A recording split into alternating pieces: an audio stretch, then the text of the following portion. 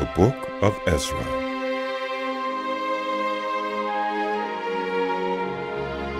In the first year of Cyrus, king of Persia, in order to fulfill the word of the Lord spoken by Jeremiah, the Lord moved the heart of Cyrus, king of Persia, to make a proclamation throughout his realm, and also to put it in writing.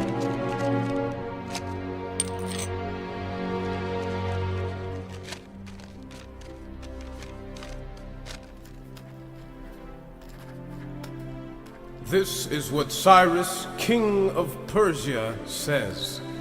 The Lord, the God of heaven, has given me all the kingdoms of the earth, and he has appointed me to build a temple for him at Jerusalem in Judah. Any of his people among you, may their God be with them, and let them go up to Jerusalem in Judah and build the temple of the Lord, the God of Israel, the God who is in Jerusalem.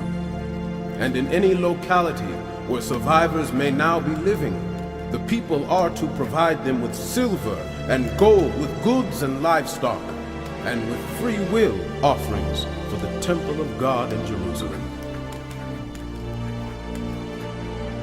Then the family heads of Judah and Benjamin, and the priests and Levites, everyone whose heart God had moved, prepared to go up and build the house of the Lord in Jerusalem.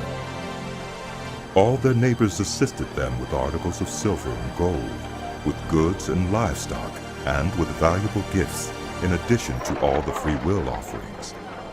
Moreover, King Cyrus brought out the articles belonging to the temple of the Lord, which Nebuchadnezzar had carried away from Jerusalem, and had placed in the temple of his God.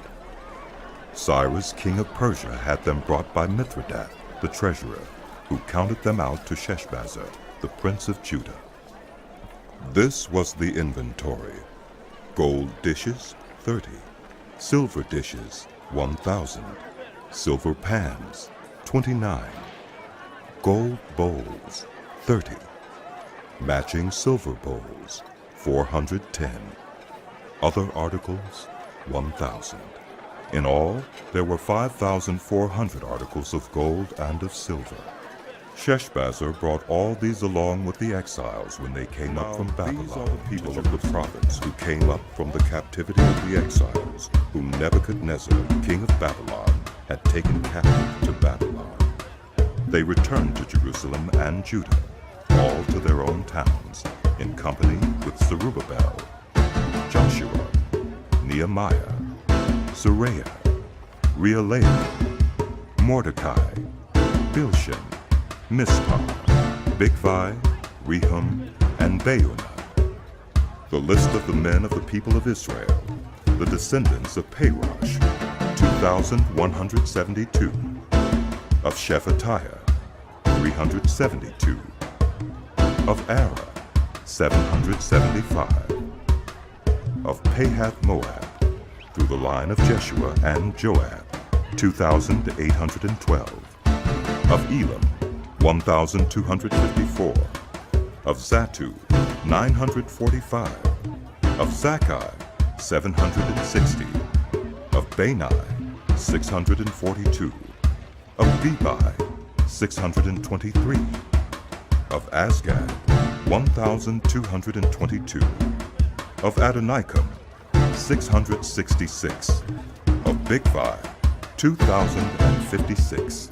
Of Aden, 454. Of Ater, through Hezekiah, 98. Of Bezai, 323. Of Jorai, 112. Of Hashem, 223. Of Gibbar, 95. The men of Bethlehem, 123. Of Netophah, 56. Of Anathoth, 128. Of Asmaveth, 42. Of Kiriath-Jearim, Kephirah, and Beerah, 743. Of Ramah and Geba, 621. Of Michmash, 122. Of Bethel and Ai, 223. Of Nebo, 52. Of Magbish, 156. Of the other Elam, 1,254. Of Haram, 320. Of Lod, Hadid, and Ono, 725. Of Jericho, 345. Of Suneah, 3,630. The priests, the descendants of Judea through the family of Jeshua, 973. Of Immer, 1,052. Of Pashur, 1,247. Of Haram, 1,017. The Levites, the descendants of Jeshua and Kadmiel of the line of Hodaviah, 74. The musicians, the descendants of Asaph, 128. The gatekeepers of the temple, the descendants of Shallum, Ater, Talmon, Akab, Hatita, and Shobai, 139. The temple servants, the descendants of Ziha, Hasupha, Tebael, Kiros, Sioha, Padon, Libana, Hagabah, Akab, Hagab, Shalmai, Haman, Giddel, Gahar, Reel, Rezin, Nekoda, Gazam, Uzzah, Paseah, Besai, Asna, Meunim, Nephusim, Bakbah, Hakupha, Harher, Basla, Mahida, Harsha, Barkos, Sisera, Teba, Neziah, and Hutaifa. The descendants of the servants of Solomon, the descendants of Sotai, Hassophereth, Peruda, Jeulah, Darkon, Giddel, Shephatiah, Hattel, Pokereth Hazzabaim, and Amai. The temple servants and the descendants of the servants of Solomon, 392. The following came up from the towns of Tel Melah, Tel Harsha, Kirab, Adam, and Immer, but they could not show that their families were descended from Israel. The descendants of Delaiah, Tobiah, and Nekoda, 652. And from among the priests, the descendants of Hobaiah, Hakaz, and Barzillai, a man who had married a daughter of Barzillai, the Gileadite, and was called by that name. These searched for their family records, but they could not find them, and so were excluded from the priesthood as unclean. The governor ordered them not to eat any of the most sacred food until there was a priest ministering with the Urim and Thummim. The whole company numbered 42,360, besides their 7,337 male and female slaves. And they also had 200 male and female singers. They had 736 horses, 245 mules, 435 camels, and 6,720 donkeys. When they arrived at the house of the Lord in Jerusalem, some of the heads of the families gave free will offerings toward the rebuilding of the house of God on its site. According to their ability, they gave to the treasury for this work 61,000 darics of gold, 5,000 minas of silver, and 100 priestly garments. The priests, the Levites, the musicians, the gatekeepers, and the temple servants settled in their own towns, along with some of the other people, and the rest of the Israelites settled in their towns. When the 7th month came and the Israelites had settled in their towns, the people assembled with one accord in Jerusalem. Then Joshua, son of Josadak, and his fellow priests, and Zerubbabel, son of Shealtiel, and his associates, began to build the altar of the God of Israel to sacrifice burnt offerings on it, in accordance with what is written in the law of Moses, the man of God. Despite their fear of the peoples around them, they built the altar on its foundation and sacrificed burnt offerings on it to the Lord, both the morning and evening sacrifices.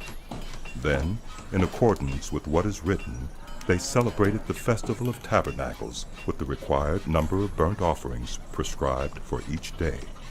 After that, they presented the regular burnt offerings, the new moon sacrifices, and the sacrifices for all the appointed sacred festivals of the Lord, as well as those brought as free will offerings to the Lord. On the first day of the 7th month, they began to offer burnt offerings to the Lord, though the foundation of the Lord's temple had not yet been laid. Then they gave money to the masons and carpenters, and gave food and drink and olive oil to the people of Sidon and Tyre, so that they would bring cedar logs by sea from Lebanon to Joppa, as authorized by Cyrus, king of Persia. In the 2nd month of the 2nd year after their arrival at the house of God in Jerusalem, Zerubbabel, son of Shealtiel, Joshua, son of Josadak, and the rest of the people, the priests and the Levites, and all who had returned from the captivity to Jerusalem, began the work, appointing Levites 20 years old and older to supervise the building of the house of the Lord. Joshua and his sons and brothers, and Kadmiel and his sons, descendants of Hodaviah, and the sons of Henadad, and their sons and brothers, all Levites, joined together in supervising those working on the house of God. When the builders laid the foundation of the temple of the Lord, the priests in their vestments, and with trumpets, and the Levites, the sons of Asaph, with cymbals, took their places to praise the Lord, as prescribed by David, king of Israel. With praise and thanksgiving, they sang to the Lord. Forever. He is good. His love toward Israel endures forever. And all the people gave a great shout of praise to the Lord, because the foundation of the house of the Lord was laid. But many of the older priests and Levites and family heads who had seen the former temple wept aloud when they saw the foundation of this temple being laid, while many others shouted for joy. No one could distinguish the sound of the shouts of joy from the sound of weeping, because the people made so much noise. And the sound was heard of Judah and Benjamin heard that the exiles were building a temple for the Lord, the God of Israel. They came to Zerubbabel and to the heads of the families and said, "Let us help you build, because like you, we seek your God and have been sacrificing to him since the time of Esarhaddon, king of Assyria, who brought us here." But Zerubbabel, Joshua, and the rest of the heads of the families of Israel answered, "You have no part with us in building a temple to our God. We alone will build it for the Lord, the God of Israel, as King Cyrus, the king of Persia, commanded us." Then the peoples around them set out to discourage the people of Judah and make them afraid to go on building. They bribed officials to work against them and frustrate their plans during the entire reign of Cyrus, king of Persia, and down to the reign of Darius, king of Persia. At the beginning of the reign of Xerxes, they lodged an accusation against the people of Judah and Jerusalem. And in the days of Artaxerxes, king of Persia, Bishlam, Mithridath, Tabeel, and the rest of his associates wrote a letter to Artaxerxes. The letter was written in Aramaic script and in the Aramaic language. Rehum, the commanding officer, and Shimshai, the secretary, wrote a letter against Jerusalem to Artaxerxes the king, as follows. Rehum, the commanding officer, and Shimshi, the secretary, together with the rest of their associates, the judges, officials, and administrators over the people from Persia, Uruk, and Babylon, the Elamites of Susa, and the other people whom the great and honorable Ashurbanipal deported and settled in the city of Samaria and elsewhere in Trans-Euphrates. This is a copy of the letter they sent him. To King Artaxerxes from your servants in Trans-Euphrates. The king should know that the people who came up to us from you have gone to Jerusalem and are rebuilding that rebellious and wicked city. They are restoring the walls and repairing the foundations. Furthermore, the king should know that if this city is built and its walls are restored, no more taxes, tribute, or duty will be paid, and eventually the royal revenues will suffer. Now, since we are under obligation to the palace, and it is not proper for us to see the king dishonored, we are sending this message to inform the king, so that a search may be made in the archives of your predecessors. In these records you will find that this city is a rebellious city, troublesome to kings and provinces, a place with a long history of sedition. That is why this city was destroyed. We inform the king that if the city is built and its walls are restored, you will be left with nothing in Trans-Euphrates. The king sent this reply. To Raham, the commanding officer, Shimshai, the secretary, and the rest of their associates living in Samaria and elsewhere in Trans-Euphrates, greetings. The letter you sent us has been read and translated in my presence. I issued an order, and a search was made, and it was found that this city has a long history of revolt against kings and has been a place of rebellion and sedition. Jerusalem has had powerful kings ruling over the whole of Trans-Euphrates, and taxes, tribute, and duty were paid to them. Now issue an order to these people to stop work, so that this city will not be rebuilt until I so order. Be careful not to neglect this matter. Why let this threat grow to the detriment of the royal interest? As soon as the copy of the letter of King Artaxerxes was read to Raham and Shimshai, the secretary, and their associates, they went immediately to the Jews in Jerusalem and compelled them by force to stop. Thus the work on the house of God in Jerusalem came to a standstill until the 2nd year of the reign of Darius, king of Persia. Now Haggai the prophet and Zechariah the prophet, a descendant of Iddo, prophesied to the Jews in Judah and Jerusalem in the name of the God of Israel, who was over them. Then Zerubbabel, son of Shealtiel, and Joshua, son of Josadak, set to work to rebuild the house of God in Jerusalem, and the prophets of God were with them, supporting them. At that time, Tattenai, governor of Trans-Euphrates, and Shethar-Bozenai, and their associates went to them and asked, Who authorized you to rebuild this temple and to finish it? They also asked, What are the names of those who are constructing this building? But the eye of their God was watching over the elders of the Jews, and they would not stop until a report could go to Darius and his written reply be received. This is a copy of the letter that Tattenai, governor of Trans-Euphrates, and Shethar-Bozenai and their associates, the officials of Trans-Euphrates, sent to King Darius. The report they sent him read as follows. To King Darius, cordial greetings. The king should know that we went to the district of Judah, to the temple of the great God. The people are building it with large stones and placing the timbers in the walls. The work is being carried on with diligence and is making rapid progress under their direction. We questioned the elders and asked them, Who authorized you to rebuild this temple and to finish it? We also asked them their names, so that we could write down the names of their leaders for your information. This is the answer they gave us. We are the servants of the God of heaven and earth, and we are rebuilding the temple that was built many years ago, one that a great king of Israel built and finished. But because our ancestors angered the God of heaven, he gave them into the hands of Nebuchadnezzar, the Chaldean king of Babylon, who destroyed this temple and deported the people to Babylon. However, in the 1st year of Cyrus, king of Babylon, King Cyrus issued a decree to rebuild this house of God. He even removed from the temple of Babylon the gold and silver articles of the house of God, which Nebuchadnezzar had taken from the temple in Jerusalem and brought to the temple in Babylon.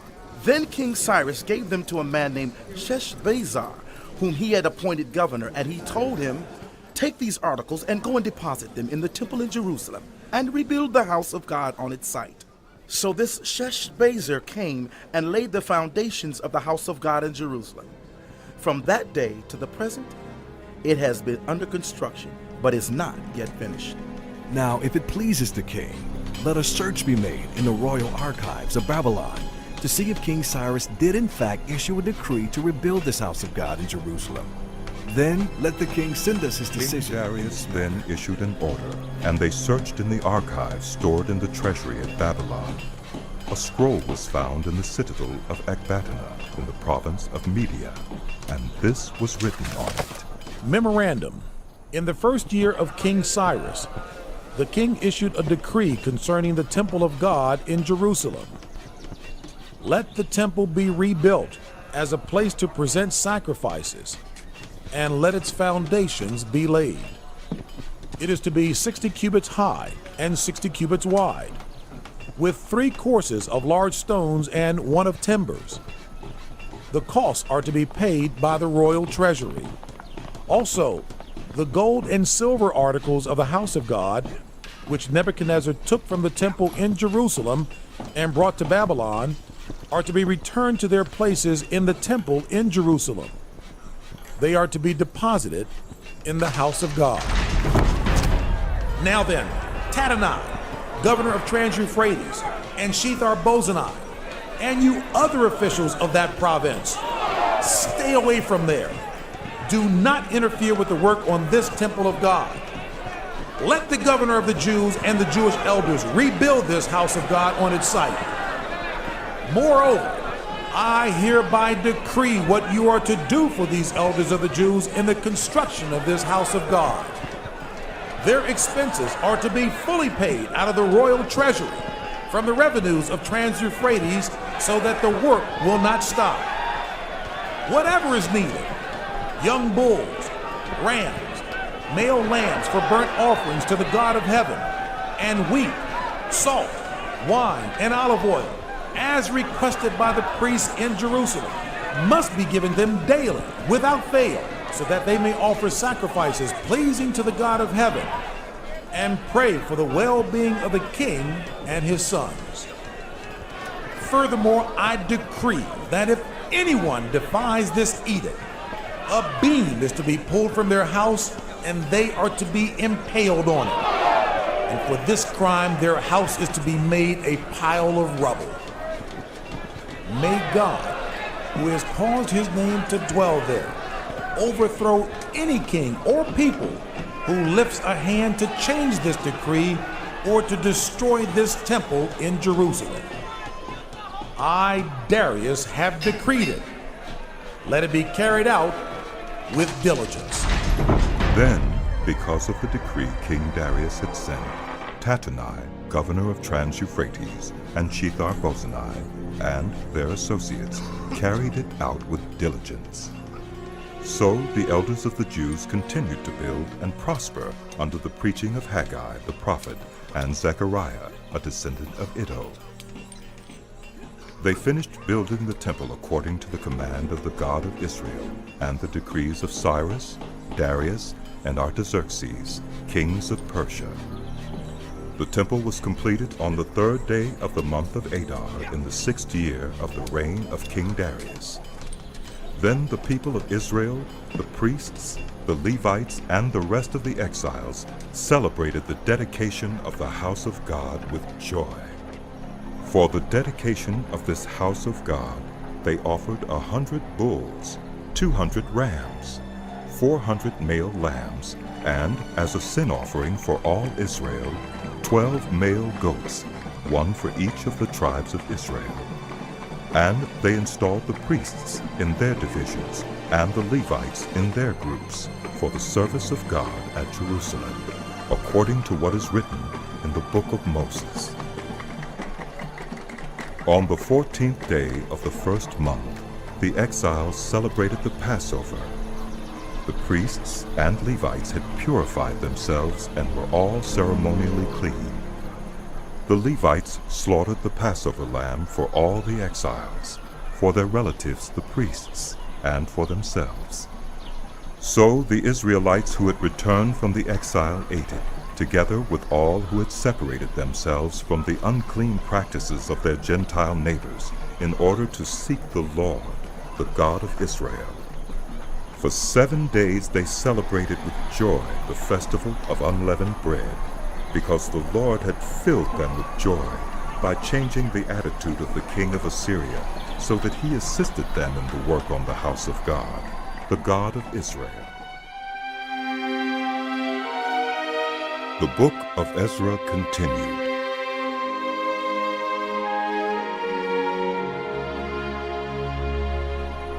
After these things, during the reign of Artaxerxes, king of Persia, Ezra, son of Seraiah, the son of Azariah, the son of Hilkiah, the son of Shallum, the son of Zadok, the son of Ahitub, the son of Amariah, the son of Azariah, the son of Meraioth, the son of Zerahiah, the son of Uzzi, the son of Bukki, the son of Abishua, the son of Phinehas, the son of Eleazar, the son of Aaron, the chief priest.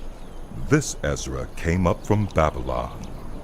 He was a teacher, well versed in the law of Moses, which the Lord, the God of Israel, had given. The king had granted him everything he asked, for the hand of the Lord his God was on him. Some of the Israelites, including priests, Levites, musicians, gatekeepers, and temple servants, also came up to Jerusalem in the 7th year of King Artaxerxes. Ezra arrived in Jerusalem in the 5th month of the 7th year of the king. He had begun his journey from Babylon on the 1st day of the 1st month, and he arrived in Jerusalem on the 1st day of the 5th month, for the gracious hand of his God was on him. For Ezra had devoted himself to the study and observance of the law of the Lord, and to teaching its decrees and laws in Israel. This is a copy of the letter King Artaxerxes had given to Ezra the priest, a teacher of the law, a man learned in matters concerning the commands and decrees of the Lord for Israel. Artaxerxes, King of Kings, to Ezra the priest, teacher of the law of the God of heaven, greetings. Now I decree that any of the Israelites in my kingdom, including priests and Levites, who volunteer to go to Jerusalem with you, may go. You are sent by the king and his 7 advisors to inquire about Judah and Jerusalem with regard to the law of your God which is in your hand. Moreover, you are to take with you the silver and gold that the king and his advisors have freely given to the God of Israel, whose dwelling is in Jerusalem, together with all the silver and gold you may obtain from the province of Babylon, as well as the freewill offerings of the people and priests for the temple of their God in Jerusalem. With this money, be sure to buy bulls, rams, and male lambs, together with their grain offerings and drink offerings, and sacrifice them on the altar of the temple of your God in Jerusalem. You and your fellow Israelites may then do whatever seems best with the rest of the silver and gold in accordance with the will of your God. Deliver to the God of Jerusalem all the articles entrusted to you for worship in the temple of your God, and anything else needed for the temple of your God that you are responsible to supply, you may provide from the royal treasury. Now I, King Artaxerxes, decree that all the treasures of Trans-Euphrates are to provide with diligence whatever Ezra the priest, the teacher of the law of the God of heaven, may ask of you, up to 100 talents of silver, 100 cores of wheat, 100 baths of wine, 100 baths of olive oil, and salt without limit. Whatever the God of heaven has prescribed, let it be done with diligence for the temple of the God of heaven. Why should his wrath fall on the realm of the king and of his sons? You are also to know that you have no authority to impose taxes, tribute, or duty on any of the priests, Levites, musicians, gatekeepers, temple servants, or other workers at this house of God. And you, Ezra, in accordance with the wisdom of your God which you possess, appoint magistrates and judges to administer justice to all the people of Trans-Euphrates, all who know the laws of your God. And you are to teach any who do not know them. Whoever does not obey the law of your God and the law of the king must surely be punished by death, banishment, confiscation of property, or imprisonment. Praise be to the Lord, the God of our ancestors, who has put it into the king's heart to bring honor to the house of the Lord in Jerusalem in this way, and who has extended his good favor to me before the king and his advisors and all the king's powerful officials. Because the hand of the Lord my God was on me, I took courage and gathered leaders from Israel to go up, and those registered with them who came up with me from Babylon during the reign of King Artaxerxes. Of the descendants of Phinehas, Gershom. Of the descendants of Ithamar, Daniel. Of the descendants of David, Hattush. Of the descendants of Shechaniah. Of the descendants of Parosh, Zechariah, and with him were registered 150 men. Of the descendants of Pahath Moab, Elihoenai, son of Zerahiah, and with him 200 men. Of the descendants of Zattu, Shechaniah, son of Jehaziel, and with him 300 men. Of the descendants of Adin, Ebed, son of Jonathan, and with him 50 men. Of the descendants of Elam, Jeshaiah, son of Athaliah, and with him 70 men. Of the descendants of Shephatiah, Zebediah, son of Michael, and with him 80 men. Of the descendants of Joab, Obadiah, son of Jehiel, and with him 218 men. Of the descendants of Bani, Shalomith, son of Josephiah, and with him 160 men. Of the descendants of Bebai, Zechariah, son of Bebai, and with him 28 men. Of the descendants of Azgad, Johanan, son of Hakatan, and with him 110 men. Of the descendants of Adonikam, the last ones whose names were Eliphalet, Jeuel, and Shemaiah, and with them 60 men. Of the descendants of Bigvai, Uthai, and Zachar, and with them 70 men.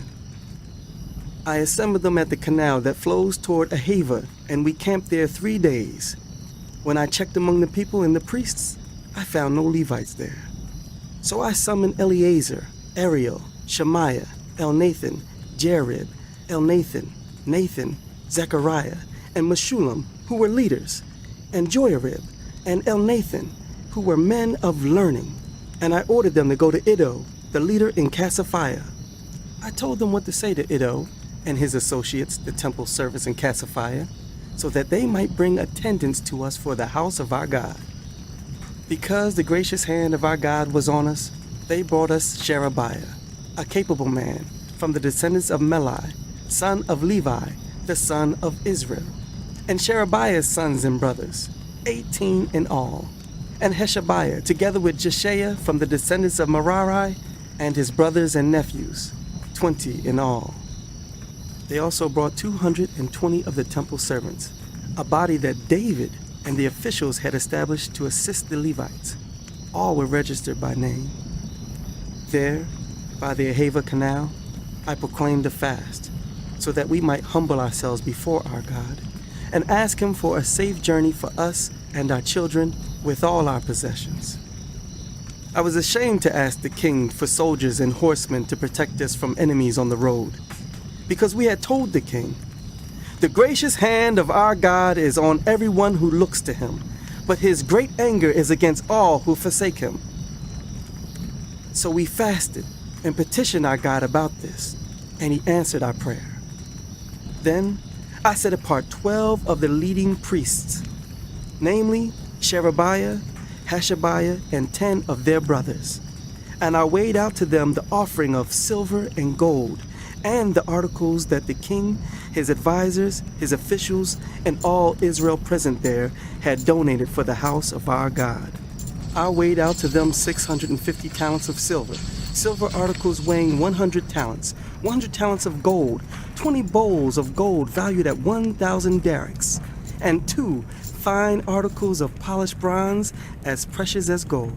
I said to them, "You as well as these articles are consecrated to the Lord. The silver and gold are a freewill offering to the Lord, the God of your ancestors. Guard them carefully until you weigh them out in the chambers of the house of the Lord in Jerusalem before the leading priests and the Levites and the family heads of Israel." Then the priests and Levites received the silver and gold and sacred articles that had been weighed out to be taken to the house of our God in Jerusalem. On the 12th day of the first month, we set out from the Ahava Canal to go to Jerusalem. The hand of our God was on us, and He protected us from enemies and bandits along the way. So we arrived in Jerusalem, where we rested 3 days. On the 4th day, in the house of our God, we weighed out the silver and gold and the sacred articles into the hands of Meremoth, son of Uriah the priest.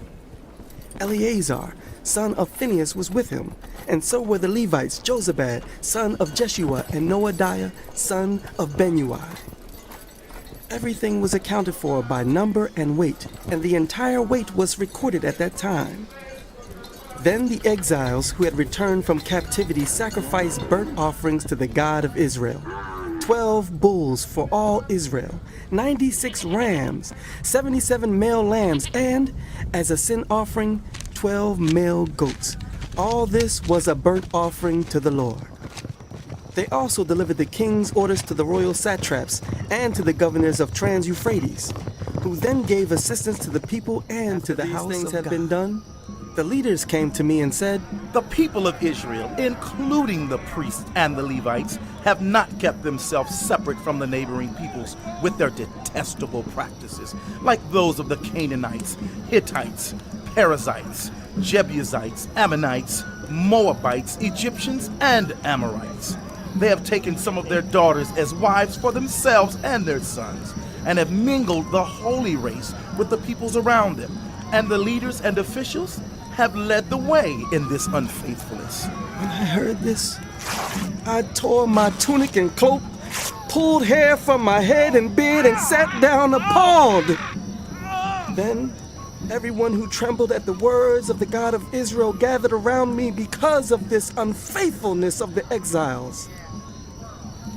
And I sat there, appalled, until the evening sacrifice. Then at the evening sacrifice, I rose from my self-abasement with my tunic and cloak torn and fell on my knees with my hands spread out to the Lord my God and prayed. My God, my God, I am too ashamed and disgraced, my God, to lift up my face to you, because our sins are higher than our heads, and our guilt has reached to the heavens.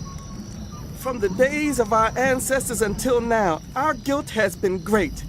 Because of our sins, we and our kings and our priests have been subjected to the sword and captivity, to pillage and humiliation at the hand of foreign kings, as it is today. But now, for a brief moment, the Lord our God has been gracious in leaving us a remnant and giving us a firm place in His sanctuary. And so, our God gives light to our eyes and a little relief in our bondage. Though we are slaves, Our God has not forsaken us in our bondage. He has shown us kindness in the sight of the kings of Persia. He has granted us new life to rebuild the house of our God and repair its ruins, and he has given us a wall of protection in Judah and Jerusalem. But now, our God, what can we say after this? For we have forsaken the commands you gave through your servants the prophets when you said, "The land you are entering to possess is a land polluted by the corruption of its peoples. By their detestable practices, they have filled it with their impurity from one end to the other. Therefore, do not give your daughters in marriage to their sons, or take their daughters for your sons. Do not seek a treaty of friendship with them at any time, that you may be strong and eat the good things of the land and leave it to your children as an everlasting inheritance. What has happened to us is a result of our evil deeds and our great guilt. And yet, our God, you have punished us less than our sins deserved and have given us a remnant like this. Shall we then break your commands again and intermarry with the peoples who commit such detestable practices? Would you not be angry enough with us to destroy us, leaving us no remnant or survivor? Lord, the God of Israel, you are righteous. We are left this day as a remnant. Here we are before you in our guilt, though because of it, not one of us can stand. While Ezra was praying and confessing, weeping and throwing himself down before the house of God, a large crowd of Israelites, men, women, and children, gathered around him. They too wept bitterly. Then Shechaniah, son of Jehiel, one of the descendants of Elam, said to Ezra, "We have been unfaithful to our God by marrying foreign women from the peoples around us. But in spite of this, there is still hope for Israel. Now let us make a covenant before our God to send away all these women and their children in accordance with the counsel of my Lord and of those who fear the commands of our God. Let it be done according to the law. Rise up. This matter is in your hands. We will support you, so take courage and do it." So Ezra rose up and put the leading priests and Levites and all Israel under oath to do what had been suggested. And they took the oath. Then Ezra withdrew from before the house of God and went to the room of Jehohanan, son of Eliashib. While he was there, he ate no food and drank no water, because he continued to mourn over the unfaithfulness of the exiles. A proclamation was then issued throughout Judah and Jerusalem for all the exiles to assemble in Jerusalem. Anyone who failed to appear within 3 days would forfeit all his property in accordance with the decision of the officials and elders, and would himself be expelled from the assembly of the exiles. Within the 3 days, all the men of Judah and Benjamin had gathered in Jerusalem, and on the 20th day of the 9th month, all the people were sitting in the square before the house of God, greatly distressed by the occasion and because of the rain. Then Ezra the priest stood up and said to them, "You have been unfaithful. You have married foreign women, adding to Israel's guilt. Now honor the Lord, the God of your ancestors, and do his will. Separate yourselves from the peoples around you and from your foreign wives." The whole assembly responded with a loud voice. "You are right. We must do as you say. But there are many people here and it is the rainy season, so we cannot stand outside. Besides, this matter cannot be taken care of in a day or two, because we have sinned greatly in this thing. Let our officials act for the whole assembly. Then let everyone in our towns who has married a foreign woman come at a set time, along with the elders and judges of each town, until the fierce anger of our God in this matter is turned away from us." Only Jonathan, son of Asahel, and Josiah, son of Tikvah, supported by Meshullam and Shabbathai the Levite, opposed this. So the exiles did as was proposed. Ezra the priest selected men who were family heads, one from each family division, and all of them designated by name. On the first day of the 10th month they sat down to investigate the cases, and by the first day of the first month they finished dealing with all the men who had married foreign women. Among the descendants of the priests, the following had married foreign women. From the descendants of Joshua, son of Josadak, and his brothers, Maaseiah, Eleazar, Jarib, and Gedaliah. They all gave their hands and pledged to put away their wives, and for their guilt they each presented a ram from the flock as a guilt offering. From the descendants of Immer, Hunani, and Zebediah. From the descendants of Haram, Maaseiah, Elijah, Shemaiah, Jehiel, and Uzziah. From the descendants of Pashur, Elioenai, Maaseiah, Ishmael, Nethanel, Jozabad, and Elusa. Among the Levites, Jozabad, Shimei, Kileah, that is, Kelita, Pethahiah, Judah, and Eleazar. From the musicians, Eliashib. From the gatekeepers, Shallum, Telem, and Uri. And among the other Israelites, from the descendants of Parosh, Ramiah, Isaiah, Malchijah, Mijamin, Eleazar, Malchijah, and Benaiah. From the descendants of Elam, Mattaniah, Zechariah, Jehiel, Abdi, Jeremoth, and Elijah.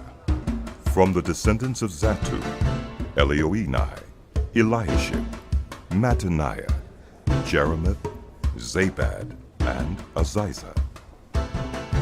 From the descendants of Bebai, Jehohanan, Hananiah, Zabbai, and Athli.